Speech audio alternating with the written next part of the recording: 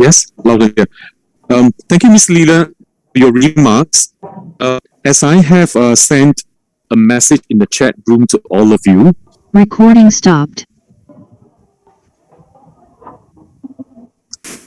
I would like to request for understanding and cooperation. What we are going to do next will be our group photo session. And after the group photo session, we will invite Mr. Kelly Thompson from E2 Open to start this presentation. Hopefully that would help us gain some time today. Thank you so much. Recording in progress. Now I would like to invite my colleague Charles to assist us with taking the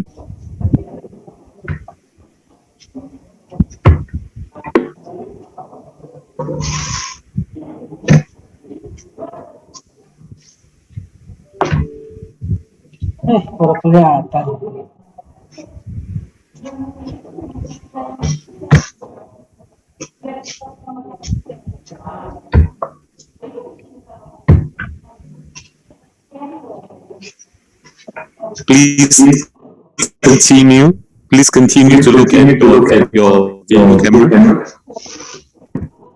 We have many participants, so we will probably need a little more time. Thank you.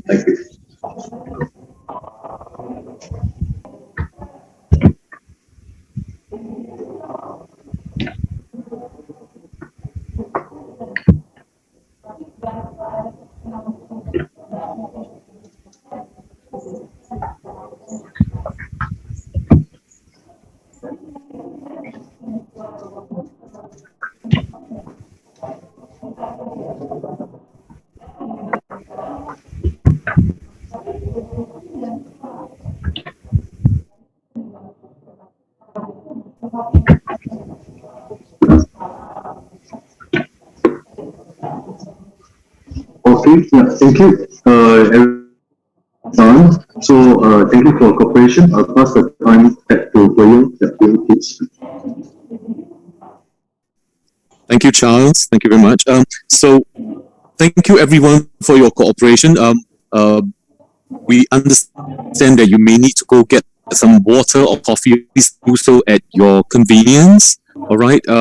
Next, I would like to invite Mr. Kelly Thompson, the Aerial Sales Director for E2 Open, to start his presentation. Mr. Kelly Thompson, please.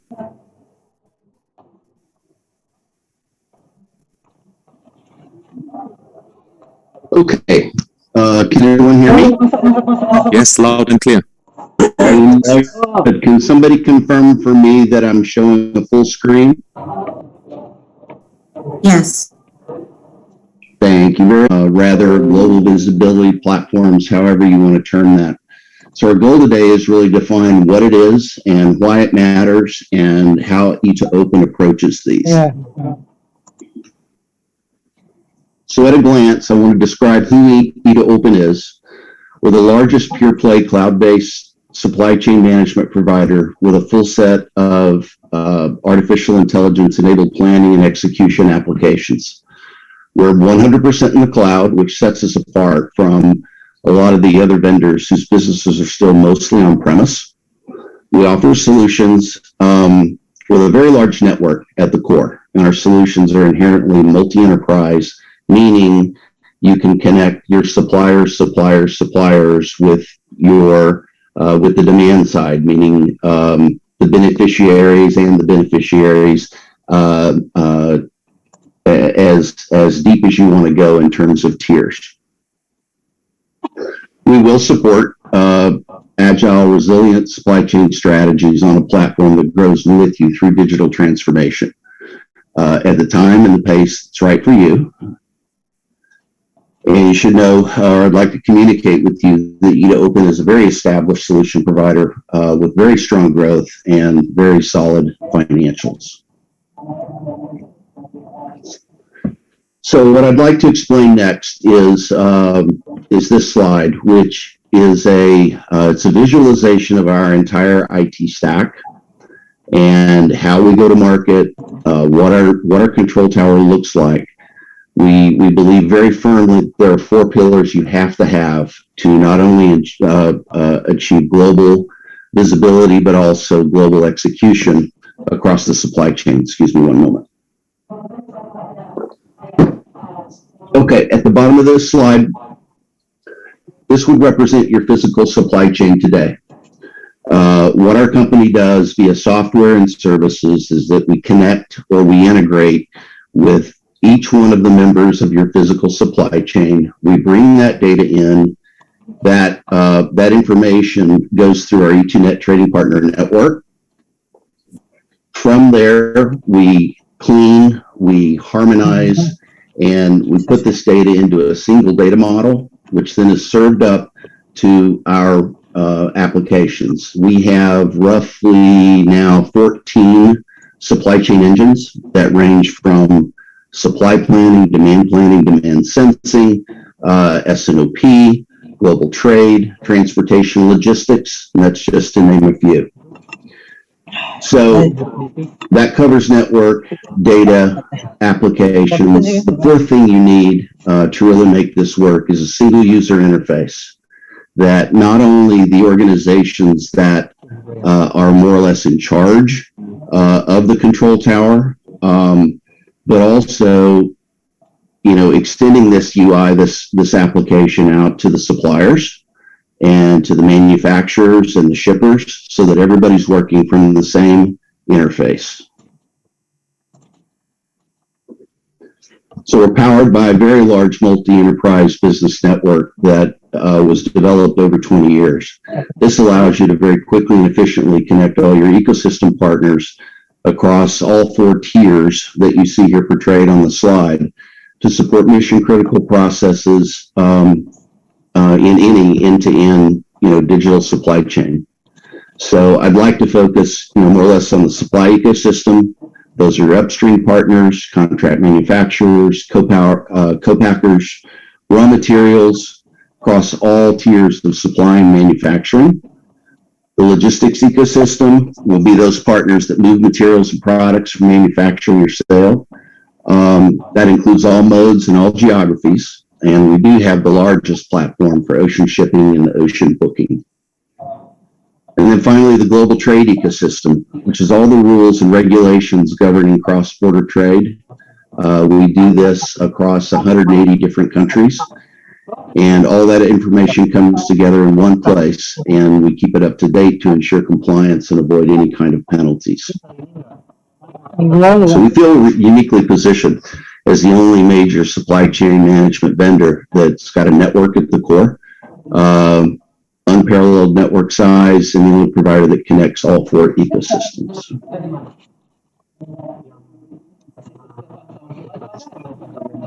So it's important to note that E2Open supports a come-as-you-are approach when it comes to data. You'll notice on the right are your trading partners, on the left are the internal systems, and you may even have external partners that are on a different kind of data integration platform.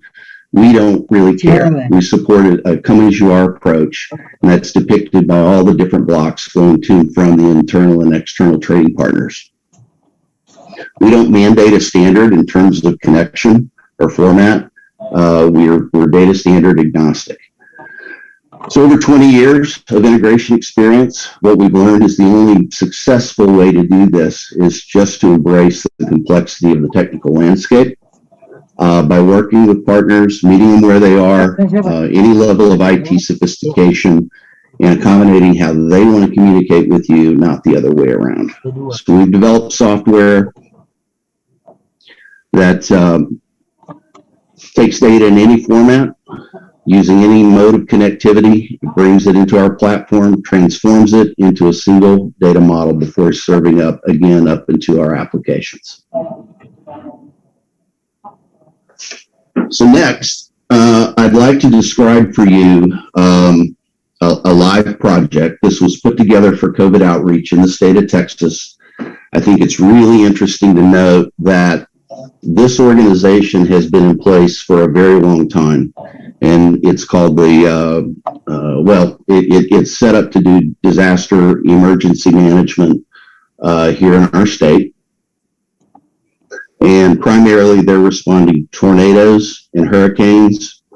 In this case, they reinvented themselves to respond to the COVID outbreak. The biggest problem they were trying to solve is that they did not know where all of their personal protective equipment was being stored. They didn't know how much they had. They didn't really know all the suppliers historically that had provided this kind of equipment to the state. So it really was a journey both in learning really, really fast and then executing even faster. So there's 254 counties in the state of Texas, all being served by roughly 9 what they call RACs, which are just regional asset centers. And ultimately, they're balancing supply and demand by integrating with suppliers, reading the inventory levels, making sure the inventory is in the right place based on the number of COVID cases and what the trends were telling them. So we put together in this project a series of dashboards that, if you remember, I'm going to make you dizzy for a minute. If you remember this slide, keep in mind these 4 pillars that are necessary. So we did all of this work and then put together these dashboards. So first is an inventory dashboard. Where's my inventory and is it in the right place? These visualizations show the numbers of COVID cases, the case trend, and current demand projection. Now in our dashboards, I want to note that you can drill into any data element and get down to the root of the information. And I'm going to highlight this for you here just shortly. And in addition, like on this inventory dashboard, you can drill into here by distribution center or by each commodity. Here we're comparing demand and fulfillment, illustrating actual shipments and the performance of each distribution center. A supply dashboard, how sufficient are my purchase orders? This one shows the Texas government, the supplier requested, the supplier commitments, actual quantities being shipped, and it also tracks and surfaces any kind of pricing anomaly. Like over here, if you were using a solution that Open has called pooled procurement, whereby a group of entities get together or a group of countries get together and they want to join forces to make sure that they always receive the best prices on the commodities that they buy. We have functionality to address that. So if that's activated, then any kind of pricing anomaly would show up on this chart, and you could drill into that that dot to understand, well, who's the supplier, what's the price, and why is their price even why is their price higher or why is their price lower? So again, we try to simplify what's needed for a user to do their job. You can see the color-coded state of Texas here, indicating those areas in red, which means they're very close to running out of the critical commodities. And there's all kind of projections you can do. And this is what an assistance request looks like in our system. You can see all the POs over in here. You can see the number of line items per PO. You can see whether they're new or they're rejected or if they're in process, whatever status they might be in. And then on all of our screens, you'll notice these series of bars. This measures the milestones that we set up in the system for our customers. So basically, you take a process and you create a digital gates, I guess you could say. And when the PO is created, received, we mark that milestone. When it's accepted, committed, we mark that milestone. So any user can visually see against any PO where it is in the process. And then, of course, we're going to let you know who ordered it, facility name, and then all kinds of detail can be stored down here with really an unlimited opportunity to create as much detail as you need. So I mentioned earlier in our talk that this was truly a multi-enterprise system. And this would be an example of what a vendor would see. So one of your facilities, let's say, places an order with this particular vendor.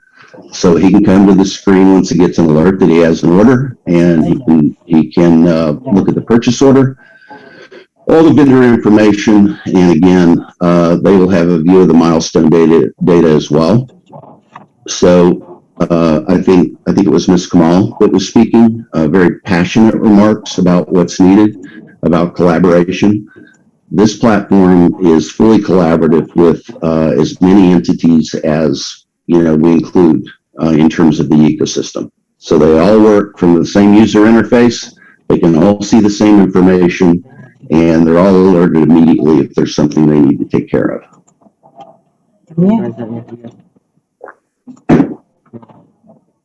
All right.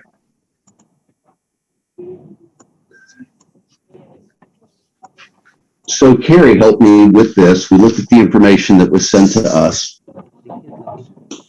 about DELSA operations, and at a high level, this is kind of how we see a control tower being formed. You have your hubs, you have your participating members, logistics service providers at the bottom, and product suppliers over here. Any place you see a blue arrow, that indicates integration. So you would have the same integration platform for every entity within this ecosystem. And then, of course, AHA DELSA at the top, being kind of that governing entity. And I should say here, it's very, very important. The thing we've learned in doing these over time is that governance, data sharing agreements, governance over data structures is absolutely critical to this work. There have been many, many that tried and didn't spend enough time on the governance issue, and ultimately those projects fail. So in the middle is E2Open. This is our control tower, and again, these things should look familiar. Supply planning, demand sensing, demand planning, logistics, requisitions, order management. We do everything through a common front end. And ultimately, the enterprise analytics is what all of this boils up to. Okay, so we put together a little dashboard for you, and I'd like to explain just some of the components. Down here, we tried to recreate your stock minimums, and we get there by adding security stock and buffer stock and the white stock. These percentages up here for each of the 3 warehouse locations are considering the available quantity against the stock minimum to figure out where we are. Then in terms of stock alerts, this dashboard is showing you it should be red, yellow, green. Okay, in this case it's red, yellow, and no color. But it tells you by the 3 warehouse locations, by a given commodity, kind of where you are. So these would be below that minimum stock level. The ones that are in yellow would be above the minimum stock level, but becoming dangerously close to going below the minimum stock level. Over here, we can pull in all the supplier shipment information. And this is really cool. I read the information on the inventory expiratory, and you can click into this week by week, and it will show you all those products that are in any warehouse that are coming up on an expiration date. And I would actually add another pane in here because I read about how sometimes you'll loan out some commodities to people that need it.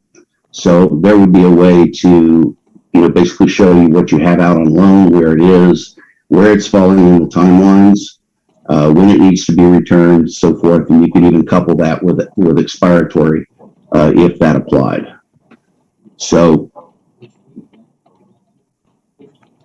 let's see.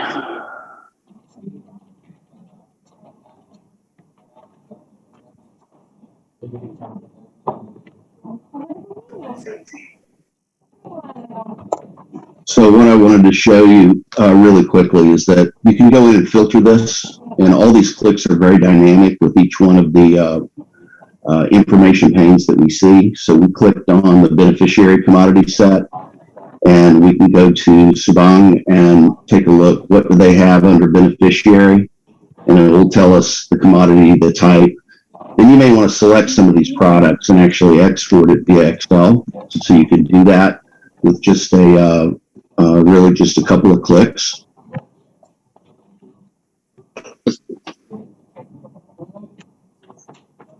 And it's that easy to export that information. You can also import information via Excel. And if you want to get back to where you were, you just clear out your filters and you come back to the other view, and any action that you took will be reflected in any of these tables. That just kind of shows you what the Excel sheet looks like. So any questions on this?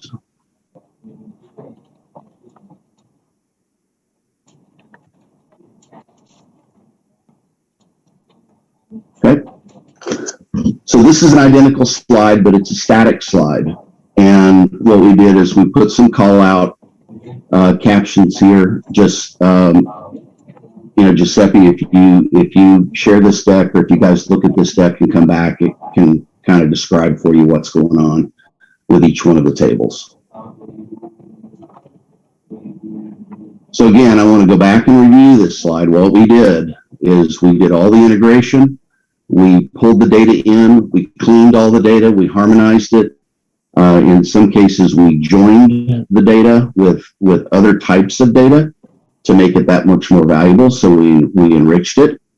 And then we ran that through some of our supply chain engines, ending up in our enterprise analytics. So again, we are the largest supply chain management SaaS provider. We're trusted by over 1,000 top companies across industry to run their mission critical supply chains. Clients include some of the world's largest, most complex, and best performing businesses. So we feel like they become customers and they stay customers because we deliver a step change in value with compelling and measurable ROI. First thing is really a pathway to continuous value. Most clients start in one functional area and just expand over time. And then the power of the single platform with the breadth and depth necessary to meet current and future demands. And that is the end of my presentation.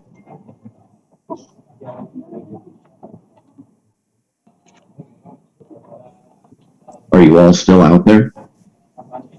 Yes, we are. Thank you so much, Kelly. Thanks for your presentation.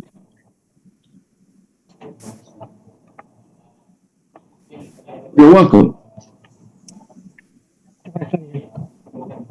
Do we have anyone in our audience amongst the participants who may have some questions for Mr. Kelly Thompson? Miss Adelina Kamal.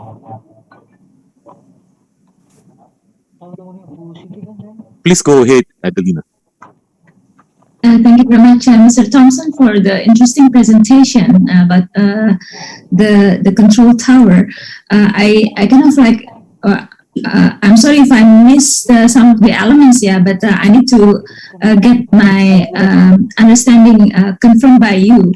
So the idea of this platform will enable us to not only digitalize the current network that we have right now under the DELSA, but we'll also kind of like scale up the partners that we can collaborate with, and that include the suppliers as well as for example, the supporters, the fintech industry, the donors, and others. Am I correct? Because one of the problems that we want to solve is about resources and matchmaking. And we want to make sure that we can scale up the system to the wider audience, but in a manner that will be faster, cutting down cost, as well as accountable and transparent. So will this criteria be met by the system? Thank you. Well, thank you for your question. Yes, absolutely, it will, and that is the point of why we do it the way we do it. I can point out to you on the screen down here at the bottom, Reproductive Health Supplies Coalition. Some of you may know them. They provide, what's the best way to say this?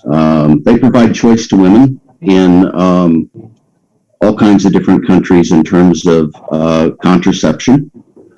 And so what we're doing there is we're connecting manufacturers and we're providing the inbound visibility through our system as it goes to the country's border and then ultimately ends up in, like a central distribution center or centralized warehouse. And, their goal is to get up to roughly 40 manufacturers. They're already in, I think, about 40 countries right now that have joined and are operating within our system. It's interesting, though, when you talk or you think about collaboration, they're providing the platform and the visibility.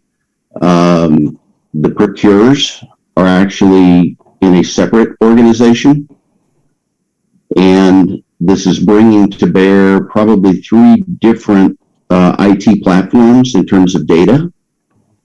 And so we can literally bring in any kind of data, which means we can accommodate any supplier, any manufacturer, any beneficiary, any warehouse, and we'll provide the right method to meet them where they are in terms of their IT maturity. What about the cloud platform? Do you need your customer to use your cloud platform, or they can design the API to connect with your cloud platform? So there's a number of ways to do that. We can do that by API gateway. Okay. So there's multiple methods when we get to that point that we can show you in terms of how to connect to the platform itself. I believe that the cycle time is so important. Since you have many members in your network, you're experiencing any problem with the matching the cycle time? Cycle time or lead time? Lead time, lead time. Yeah. No, not at all. We can display in the UI the lead times so everybody's aware of what it is that can be driven contractually. And so if you have a lead time of a month and you need it now, we can give you the ability to look at another supplier to possibly place that order with that might be able to deliver it in 2 weeks instead of a month. I see. Thank you.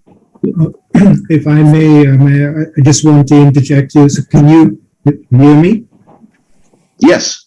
Yeah, I just want to interject in just to support what you're doing. Adelina, this is not the complete system that you're seeing. What we're working with E2Open is actually to build the top layer, which is the visibility layer. There are other parts of this system that you will hear from the other speakers coming on board after Mr. Thompson. Yeah. So just answer your question. This is not the complete system. This is actually the visibility part. And one thing we liked about what we saw in this system is when you're moving goods across from one country to the other, then this is actually quite important. And so we're working with E2Open to actually address that. So this is the visibility layer. Although it has the ability to drill down, this is actually for us the visibility layer. And I think that from the industry standpoint, there's also something I asked you to address, Ms. Thompson, is actually the control towers as they stand today are very much supply chain centric. Yeah. That means I know my suppliers and I know that my customers are in a particular zone, and therefore I can manage my supply chain. When we come on, and I think this is the uniqueness of what we're presenting today is when we come on to actually a meta level control, it is actually going to be a control tower linked up to other control towers, including accommodating those who may not have a control tower at the moment. And I think this is quite essential points to touch on. I think you said it nice and succinctly, but I think these points need to be drawn on. Yes. So as you go through this afternoon, I think you will actually see what all these companies that we have invited who are our collaborators, they all have the ability to do, and they have the strengths, to do different things within the whole ecosystem. But when we put all of these speakers and their thoughts together, we come up with something that's larger than the sum of the parts. Thank you. Thank you for that. Thank you, Mr. Thompson and Dr. Bob. I think it's good.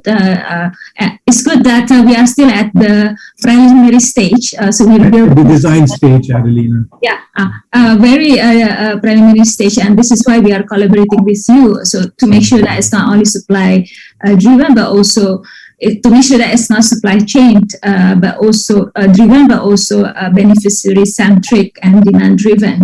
That actually is my follow-up question. Actually, I wanted to put it in the chat box about how to create a space to allow for the benefit to allow for us to make sure that we put the beneficiary at the center. So that probably something that we also need to ponder as we develop the system later on. As a humanitarian organization, I think it's very important that we put the human, as I mentioned earlier in my speech, at the center, right? And the beneficiary at the end will be the one that determine whether, whether the quality or whatever that that is provided through the system is actually matched with what they need. Absolutely, and it's these new goals, Adelina, that have to be accommodated with the new design, and I think this is actually excellent inputs, and that's why we're working with all these companies, because to re-engineer it, because the disaster management scenario is very different from the commercial. Thank you. Leon? Thank you, Bob, for your clarifications. And thank you, Mr. Kelly Thompson, for his presentation on control towers. Next, we would like to invite Mr. Clarence Wong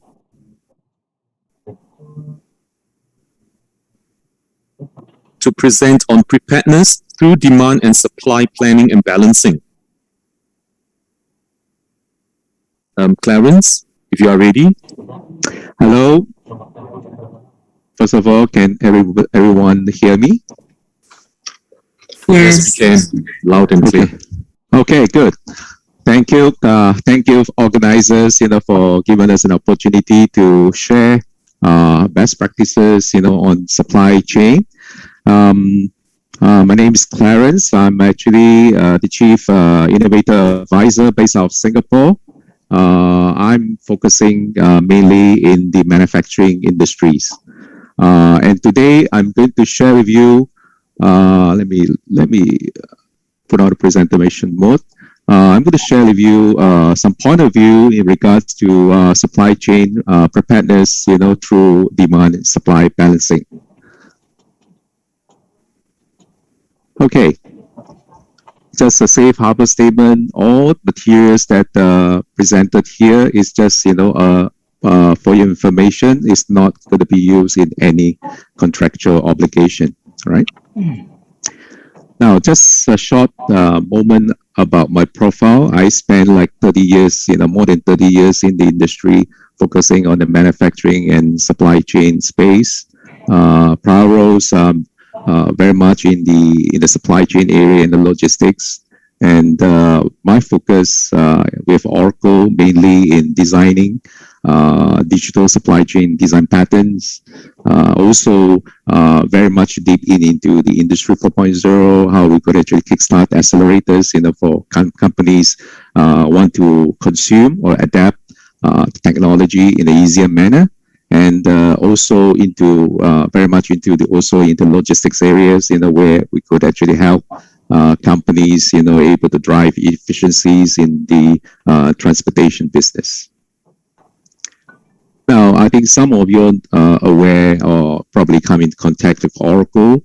Oracle, has been around for the last 30 years, and we have been renewing, our technologies, our platform to serve the customer, to serve our customers. We have, over the last 30 years, we have probably about 440,000 enterprise customers, with more than 8,000 plus, running on Oracle Cloud.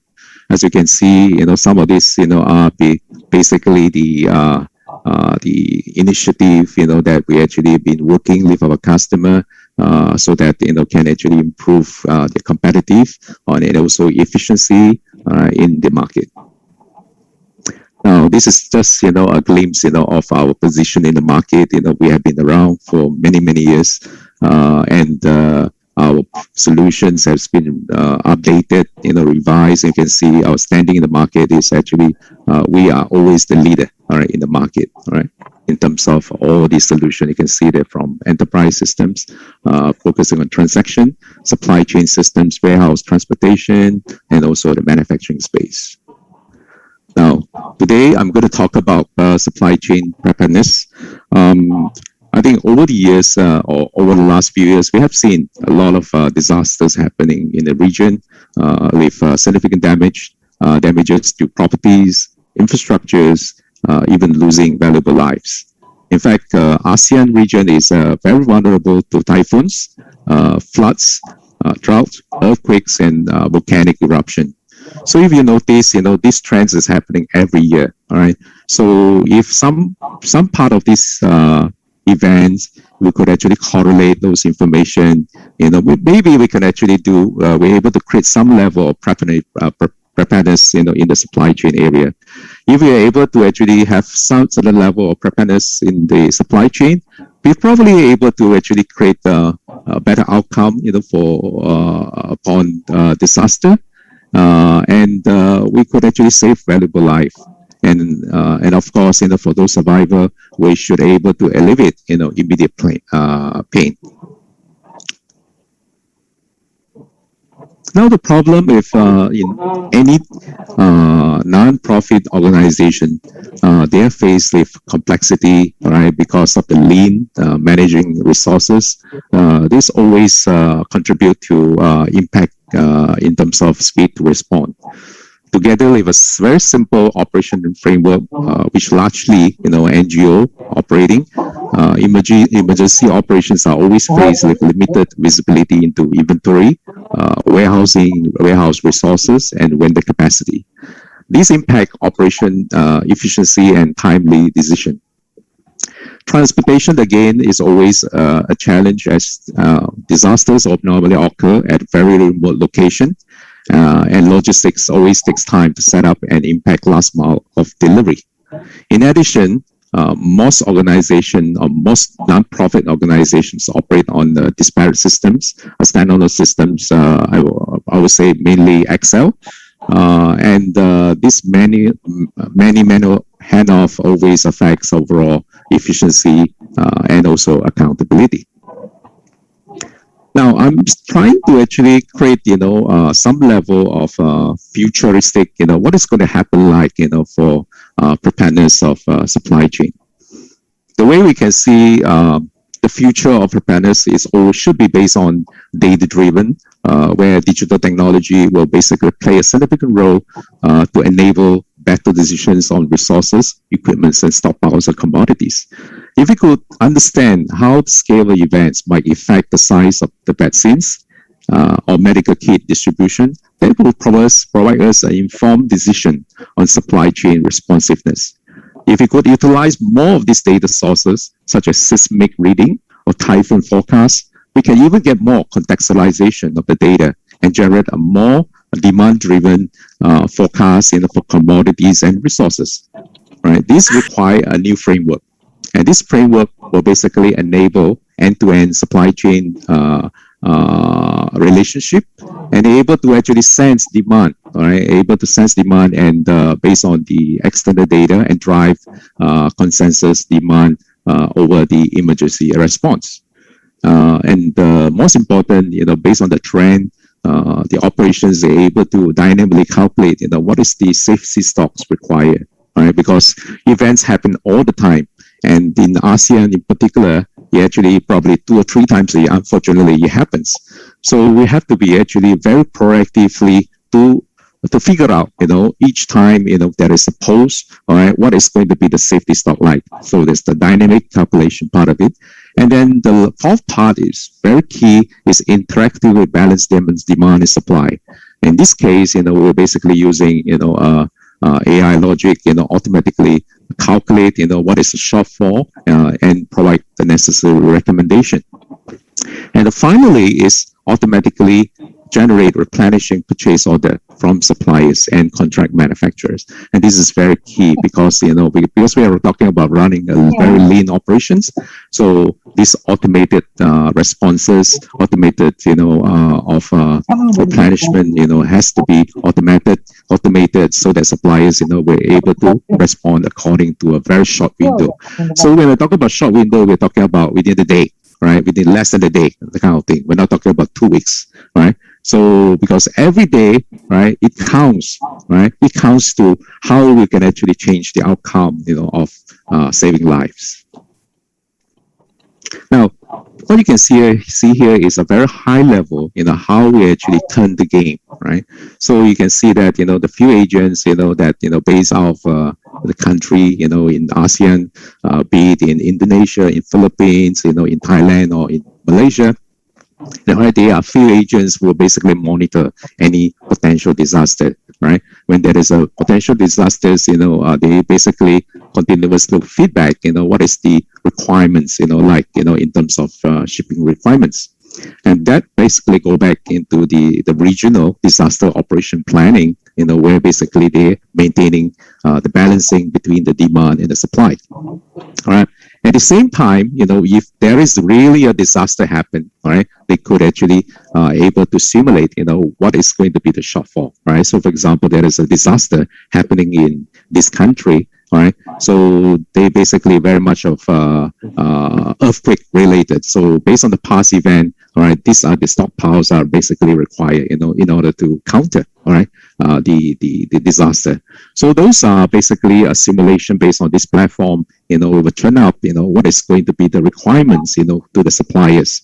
So here you can see that the suppliers, has to respond, within the day, right? Within, in fact, less than 1 hour, they have to respond, in order to tell whether they can supply, this amount of quantity, all right, if required. If not, then they have to look for an alternate supplier. All right.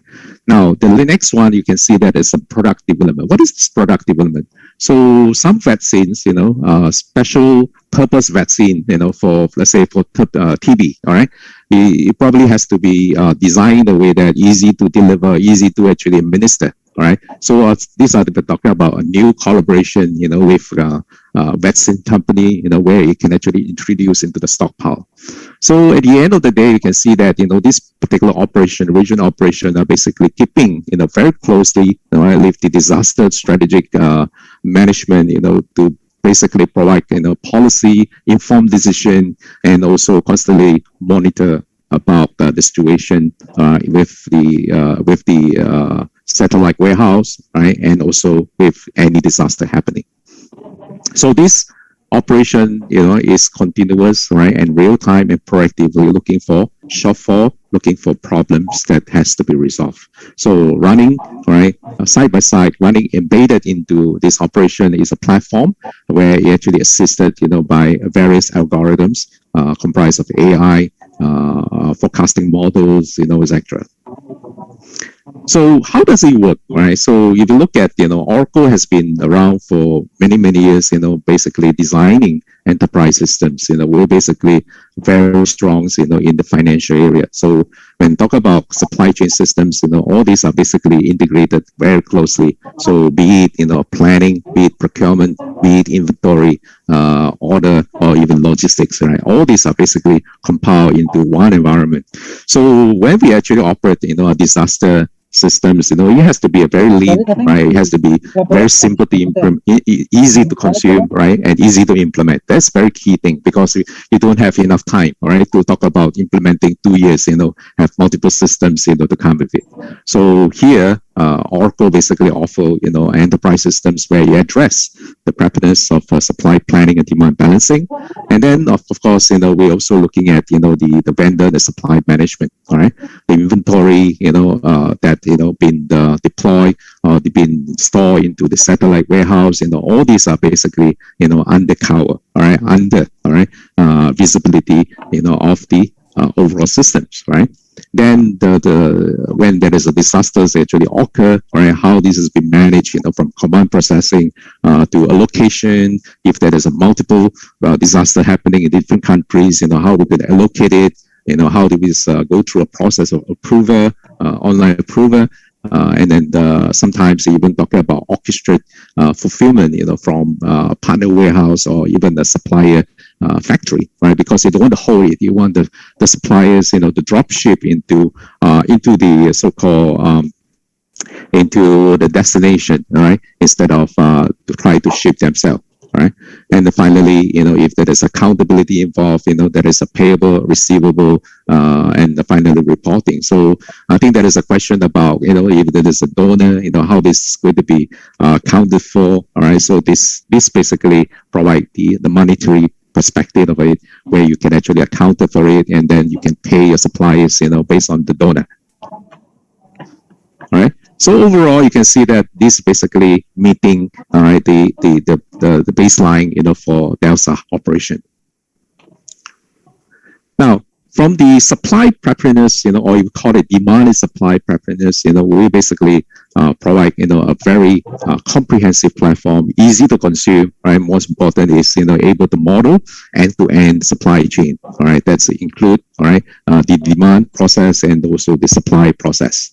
And they're able to actually manage supply across multi-satellite warehouse. It means that even though the satellite warehouse operate at a different country, we could actually able to actually consolidate those inventory and able to make the decision in terms of transferring, from satellite to another satellite, so that you could actually provide balancing in terms of inventory, and the most important is responsiveness if there is a disaster happen. And then there also opportunity or able to actually plan for multiple fulfillment strategies. So what it means is, you could be shipped from warehouse, all right, from the satellite warehouse, or you could actually drop ship, from your supply warehouse, right? So all these are actually configurable, all right, without even need, customization. And then when talk about monitor, all right, we're able to get a glance, of plant health, and then they're able to watch deviations from your plant, right, which is very key, right? If there's a shortfall in terms of certain vaccine that you need to keep stockpile of, you want the system to tell you that, you need to do something, right, to look for replenishment, etc. And then the diagnose root cause of exception, right? This is another key area. If there's a supply capacity issue, the supplier probably, need to actually supply strategy need to be considered for alternate supplier. And then the remaining is basically the what if situation, right? A key thing, because we're talking about, climate change, and disasters happen more frequent than before. So we have to actually simulate, if there are more disasters, how we could actually meet, those requirements, from stockpile, from resources, equipment, etc.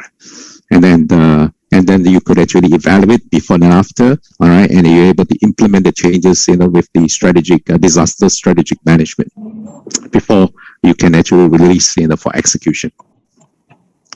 Now, what is the best practice of preparedness? I'm going to actually show you how this works, all right?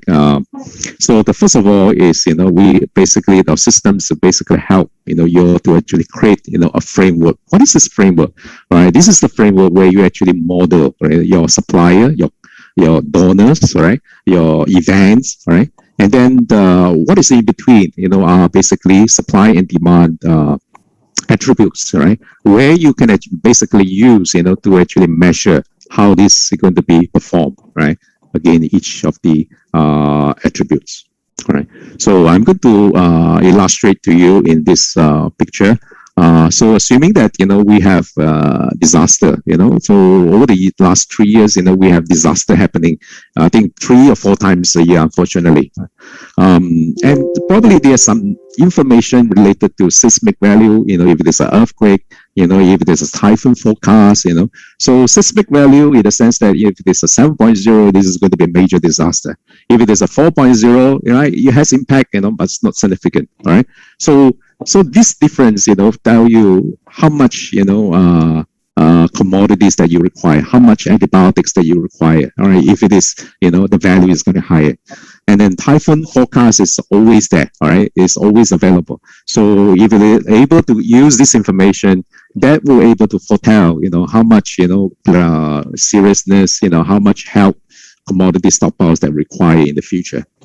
And of course, at the end of the day, we have shipment records, from your satellite warehouse, how much of those, been shipped out. If we could actually correlate, some of this information, all right, and that will basically help us to drive, a baseline, all right, in terms of demand requirements, right? So this is the demand requirements, of course, we need to actually fine tune it. Who is the best person to fine tune? Of course, the disaster operation. They are the one basically know, how to actually round it up, etc. So that's called consensus, right? Now, further this consensus, then we're able to generate, what is the right safety stock, for the operation, right? And then we know, what sort of budget we should do, right? How much, we should actually gather from donors. Because at the end of the day, donors, want to see, this amount of money that been donated to the operations, being utilized, you don't want cash, to be lying around.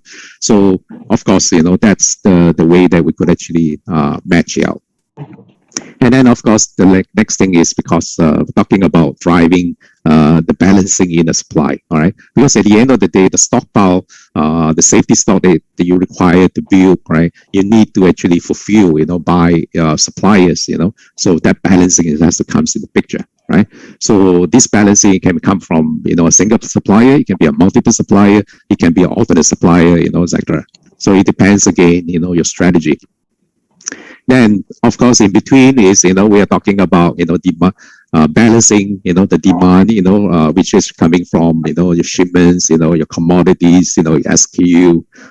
Then we actually run that, with certain purpose-built algorithm, right? We call it Bayesian forecasting, which is actually very causal-based, type of Bayesian forecasting. And then the supply side, we are talking about, what is your stockpile like? What is the inventory? All right, what's their supply capacity? What's their manufacturing lead time like? Do they have stocks?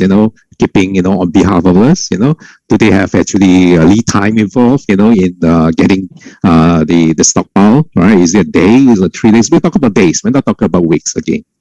We talk about tomorrow I need a stockpile. That kind of situation because there is an earthquake in somewhere. We need that today so that we can ship it tomorrow. Right? So that kind of responsiveness is so key, right, in a disaster. All right. So how we do that? Of course, we are using a time phase constraint-based planning. Again, this is a very purpose-built, for supply balancing. So you can see here the overall is we can see that there is a demand part and there is a supply part where we balance it continuously and proactively find a solution so that we achieve adequacy, all right, for any events. All right, so if there is an event comes in, of course, the next thing is, we're able to drive, this correction, right? Drive, the execution so that, PO and schedule, can be sent into suppliers, so that, we can actually meet any event. So when we talk about suppliers, what we do is, we basically drive, schedule, PO, where there's a PO require, schedule require, you will publish that online, all right, to suppliers, and the suppliers basically, has to commit fulfillment back, to the operation. And here we are talking about within minutes that you publish, they have to actually respond. You know, right? So we talk about disaster is the immediate response, so that the operation able to make decision whether to use fully the supplier or to actually look for a alternate supplier, right? So then they can actually submit a PO, right, to the supplier. All right, so that's how it works, in terms of relationship. So with this, we could automate this whole thing, so that we could actually streamline, right, and find, the right suppliers, to fulfill any event, all right, so that that's operations, become more efficient than before. So how we do it, so first of all, when talking about demand side, we are actually getting feeds, from seismic value. We're getting information from typhoon forecast. We could actually plan, for eventual event, right? So you can see that, this will be ad hoc. Suddenly that is an event comes in, what's going to happen in terms of stockpile. Then you can actually, create, a baseline, automatically generate a baseline. Right. Then together with the input, from operations, we're able to fine tune it, so that, we could actually create, a safety stock, the calculation. So here we are using, various technology like machine learning algorithm, and then we also use, NFO, machine learning cross validation in the sample. All right, and then we are basically using, a technology called Bayesian, where you actually can avoid overfitting of forecasting model. So this is something that we are doing. So at the end of the day, is we want to model demand shock, right? So previously, when we do forecasting, we always, hope, to find a trend. No, now we want to actually find a demand shock. That's the key thing, all right? Because disaster is happening ad hoc, right? At a shock manner. Right, so this is how it works, in the demand, disaster demand planning. So assuming that we're able to get those demand information, from the past, with the other source value like seismic, all these things, we probably have some trend, how much we have shipped, then we can actually draw some conclusion, how much we should actually buffer against any event. Now, what you can see here is, that is an AI, all right, AI advisor, planning advisor. So this AI, the reason that we have this planning advisor is continuously looking at, the measurement, that, that you should actually looking at, you should actually pay focus on, so that, you could evaluate, what is the, how to say, leaks, right, in the plan, or shortfall in the plans. So they're continuously looking at, the actual, right, versus, being planned. If it is a grossly difference between actual and plan, they will basically comes out, right, and trigger a signal and say that, you need to take action. So this is just basically showing you the planning advisor. So here is basically, like a worksheet, right? But, this is basically, it's like a, workbench, where you continuously monitor, where shortfall, and then you can actually do correction if there is a recommendation. Now, the third things that you should do, right, is to test your consensus demand, right, your safety stock, with your supply plan framework, right. So before we have already set up a supply chain framework, with the suppliers, then we're able to tell whether we actually have shortfall.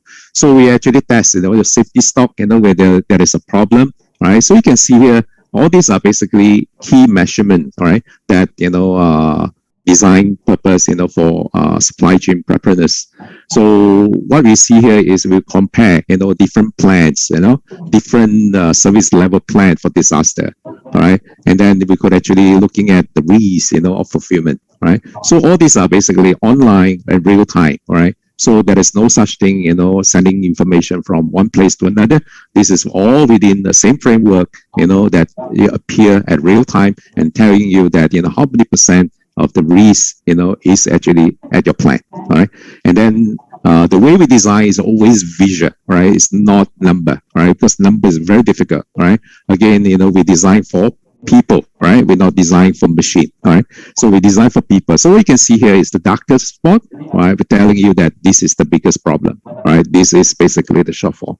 So we have to go into this particular commodity, right? And then we're able to find out, where is the shortfall, and then you need to do correction. right? So that's how it works.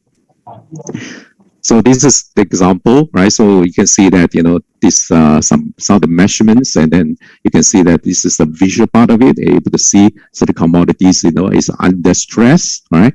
That you need to do correction, right? And then this is the other exceptions that, you know, flag out, right? So each time, you know, when you actually have an update, right, from the numbers collected from outside, that you're able to automatically will tell you, you know, what sort of shortfall, and this shortfall will always reflect as exception, right? Exception. Then you can actually drill down further to find out what is exactly the problem. So the fourth stage is, of course, we talk about by understanding the shortfall, the next thing is we're talking about building up, all right? Building up your stockpile, all right?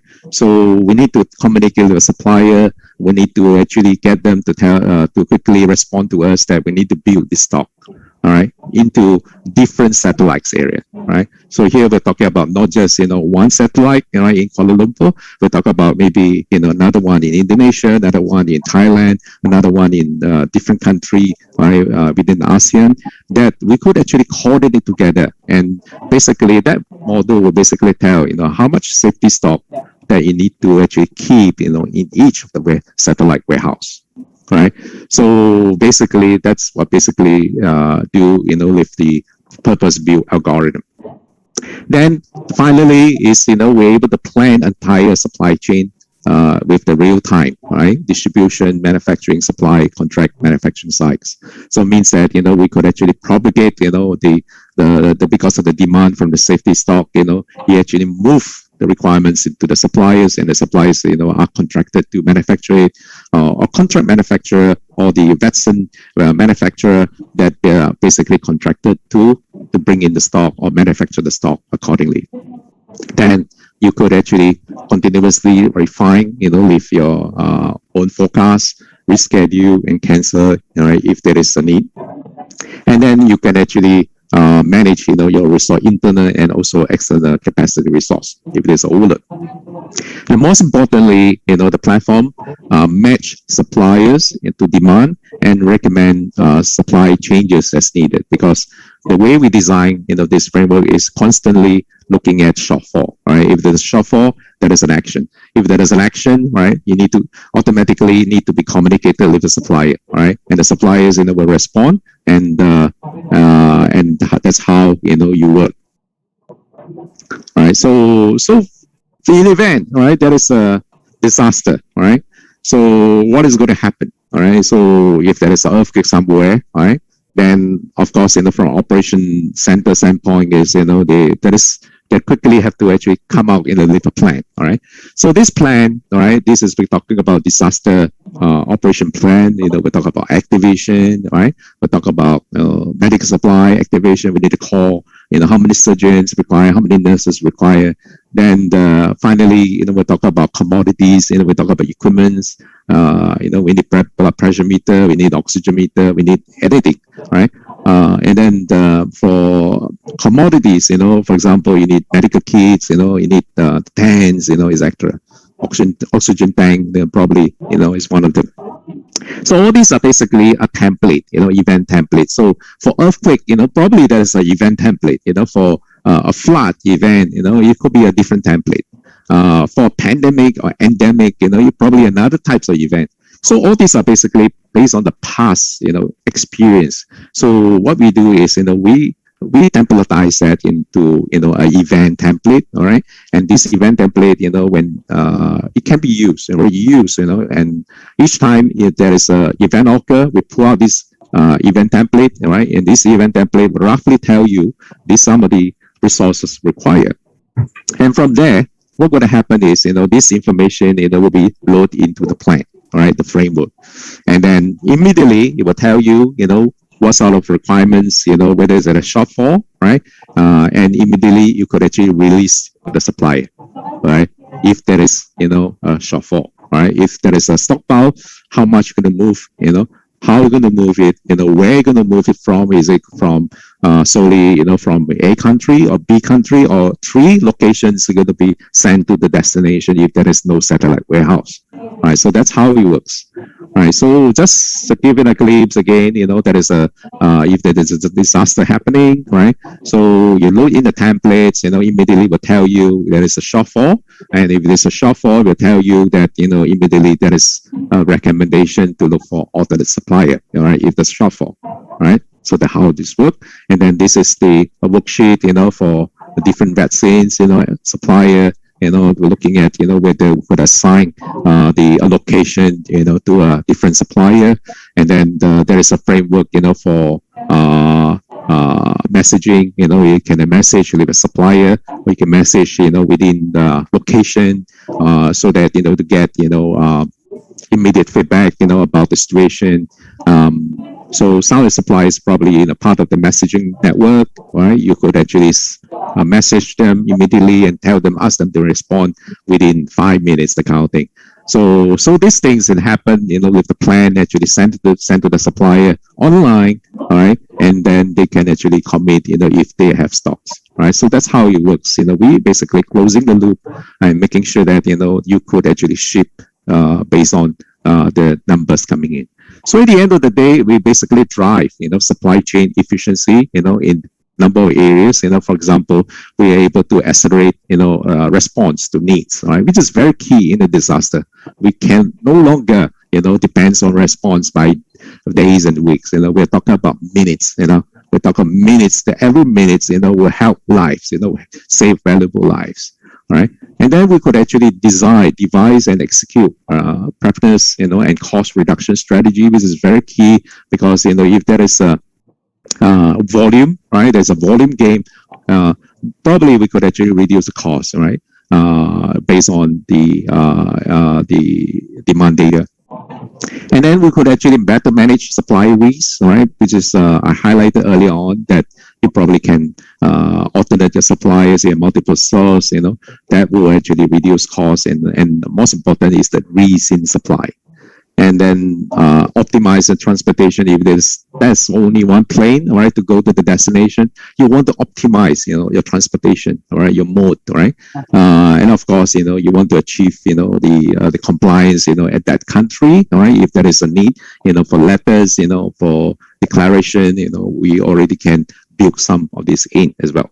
And then the last one is improve uptime, minimize costs, prevent the equipment failures, right? So the equipment is actually sent to the destination, right? So those are on loan, all right, or returnable or whatever. So all these can be tracked as well.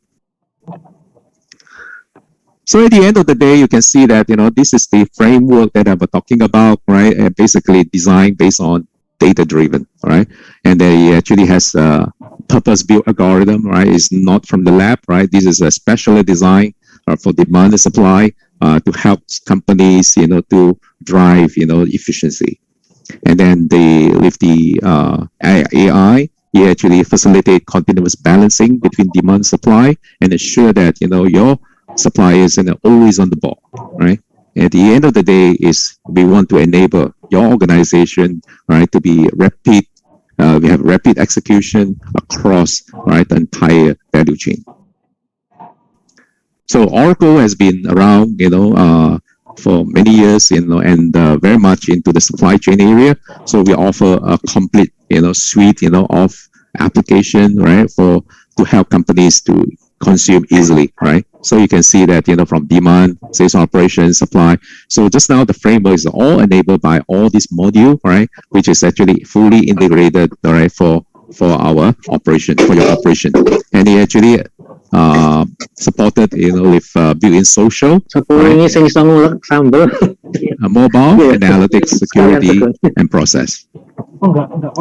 So what you have seen earlier on is all the facets, of capability, from demand AI, right? And then you may have also different algorithms, for optimizing the value chain, the supply chain, right? And then you're able to also go into the diagnostic part, how to actually explain, the exception, right, the shortfall, right, and able to actually segment, the cause effect. And the third one is able to recommend. All right, so you can see the AI basically proactively tell you, what is the recommended choice. All right, and able to execute that, based on the situation. And finally, you're able to automate, all right, the generation, of both demand and supply orders. So what it means is, more responsiveness to the operation. So this is just an Oracle vision. Our Oracle vision is basically to design, the built-in smart digital supply chain, right? So that companies and operations remain agility, reconfigurability, and resilient, right, in terms of supply chain. Now, some of these companies, that you are familiar with, is all running on Oracle Cloud Supply Chain. So just information, one page, that Oracle offers not just, the infrastructures, but we will also offer, all platform, data application, intelligence, and human interface. So what you can see here is, the application that you have seen, in the framework, basically a ready-use solution they're running on the cloud. All right. So Oracle application cloud, is best running on the Oracle infrastructure. Right, because we have the best infrastructures that automate data movement from application to another application. Now this is just an add-on for someone want to actually have more detailed reading. Right, so this is basically a white paper. Basically, how some of our customers actually feel about Oracle supply chain application. So that's all I have, organizer. Hand it back to you if there is any question. Sure. Then let me just take a short recap, so then we can take a break for lunch. I think so. What you heard from folks at E2Open, and I think this was actually what we are looking at is what can we contribute towards the visibility on the ecosystem. And then look at Oracle, we kind of like, what should we stock and how can we manage the supply and the demand? Because as said before, the demand side is just as important, even though supply chain management is inappropriately named now. Like I told you, it is a supply-demand mismatch, and there are disruptions involved. So what you heard just now is how can you manage that supply and demand balance. I think these are, as you go through, you'll see that what we're going through is that technology stack. And as we go through the workshops, we'll do a deep dive. So how can we integrate all that you've heard? If you go and you look at all these systems, you would know which one to choose. And the objectives of this launch and these workshops is actually to do a deep dive. What will match your interest? And how can we streamline all of these and integrate them together to offer the best of the best? So with that, Yong, I think there are no questions in the chat. Maybe we adjourn to lunch. Yeah. Bob, there is one question. If you look at the chat. Yeah, I think that's the sales question, and I think that can be taken offline. Yeah. Okay, noted. Thank you, Bob, for the recap, and thank you very much, Clarence, for your presentation. Okay. So the time now is 6 minutes past 1. Okay, 1:06 p.m. Thank you all our distinguished guests and our participants. And we hope that you have found the sharing sessions to be very interesting. We will take a short break for lunch now, and we will come back to this Zoom at 2 p.m. Singapore time, or 1 p.m. Indonesia time, all the time in Thailand. All right. Thank you very much, everyone. We will see you in a short while. Please have a good lunch. Thank you.